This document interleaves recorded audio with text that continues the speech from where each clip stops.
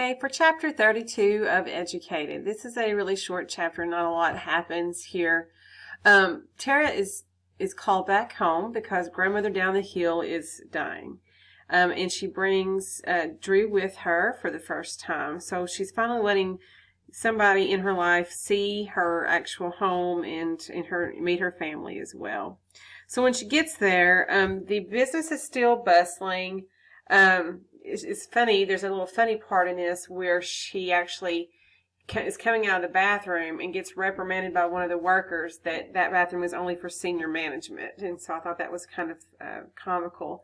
And of course she tries to express to the woman, I don't work here, And so everything, seems to be pretty much normal until Grandma actually dies. And then we see her dad slip back into those old ways. Remember back, this is what we suspect is part of the depression.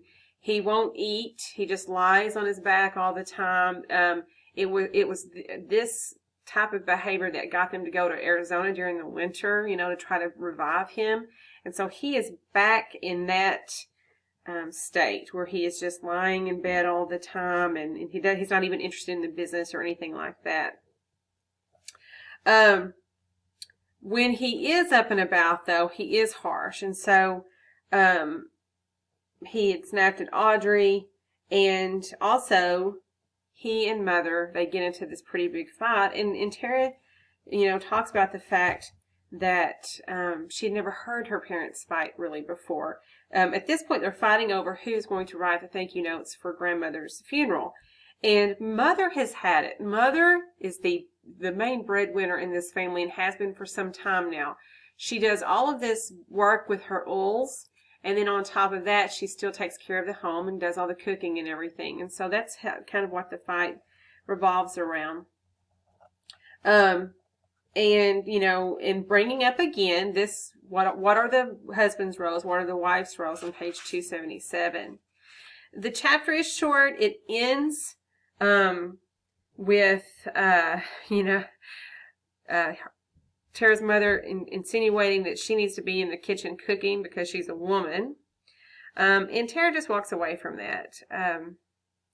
So look on page 278, and let's look at this really significant exchange in this moment between mother and daughter here on 278, about a third of the way down.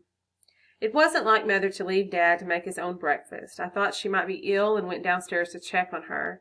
I barely made it to the landing when I heard it. Deep sobs coming from the bathroom, muffled by the steady drone of a blow-dryer. I stood outside the door and listened for more than a minute, paralyzed. Would she want me to leave, to pretend I hadn't heard? I waited for her to catch her breath, but her sobs only grew more desperate. I knocked.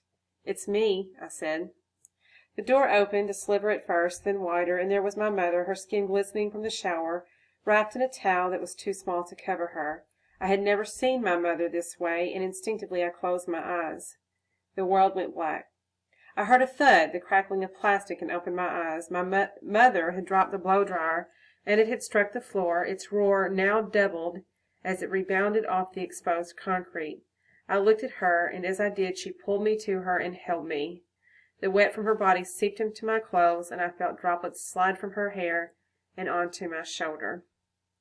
So, this is really significant because these people are not, they don't embrace often. They do not show their love or affection. And she certainly has felt slighted of a mother's love, for sure.